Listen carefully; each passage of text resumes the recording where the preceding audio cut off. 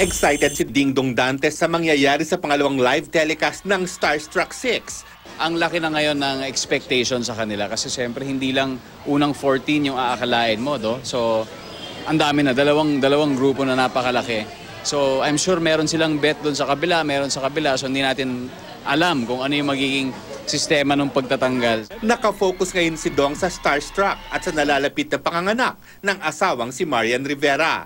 Kaya nagtataka siya kung saan nanggagaling ang naglalabasang balita na kasama siya sa lineup ng mga tatakbong senador sa 2016 elections. Kaya sabi ko kanina, I'm respectfully reiterating na hindi po ako tatakbo this 2016. Pinangunahan ni Ding Dong ang ribbon cutting para sa opening ng restaurant ng kapwa kapuso actors niyang sina Gabby at Jeff Eigenman. Star-studded ang opening na dinaluhan din ni Glyza De Castro, Sunshine Dizon, Rochelle Pangilinan at Arthur Solinap, Carlo Gonzalez at Luan D, Glock 9, Ryan Eigenman, Michael De Mesa, Sherry Hill at Andy Eigenman. Lars Santiago, GMA News.